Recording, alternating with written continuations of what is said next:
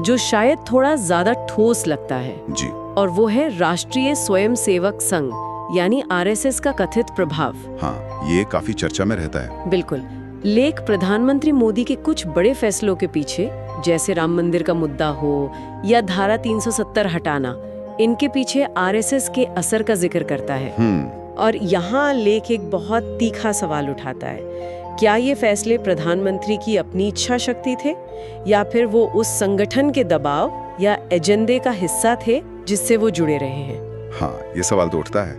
लेख में एक लाइन है जो बहुत सीधी है, मोदी देश चलाते हैं पर आरएसएस मोदी को चलाती है। ये अपने आप में एक बहुत बड़ा स्टेटमेंट है। बिल्कुल, ये एक बेहद महत्वपूर्ण और कह सकते हैं विवादास्पद दावा है जो लेख सामने रख रहा है। हाँ, ये सीधे तौर पर नीति निर्माण में एक बाहरी मतलब नॉन गवर्नमेंटल वैचारिक संगठन के निर्णायक असर की संभावना जता रहा है। तो मतलब ये सिर्फ सलाह नहीं, ये नियंत्रण की बात है। लेख का इशारा कुछ ऐसा ही है, मतलब वो दिखाता है कि कैसे कुछ पर्यवेक्षक जिनका जिक्र लेख में है वो प्रधानमंत्री की ऑटोनॉमी पर ही सवाल उठाते हैं। अच्छा।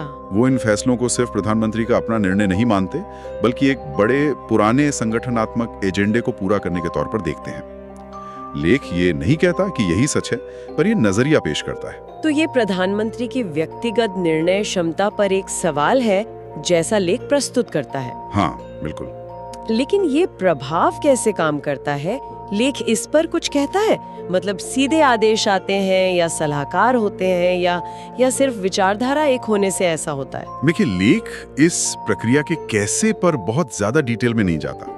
वो ज्यादातर नतीजों को देखता है, जैसे राम मंदिर, धारा 370 और फिर पीछे आरएसएस के कनेक्शन दिखाता है। अच्छा। वो जो कैसे वाला हिस्सा है वो काफी हद तक पाठक के अनुमान पर छोड़ा गया है। लेकिन लेख ये साफ कहता है कि आरएसएस सिर्फ एक सांस्कृतिक संगठन नहीं, बल्कि एक ऐसी ताकत है जिसका राजनीतिक और नीतिगत लक्ष्यों पर असर हो सकता है या होता है, ऐसा लेख का तर्क है। समझ गई।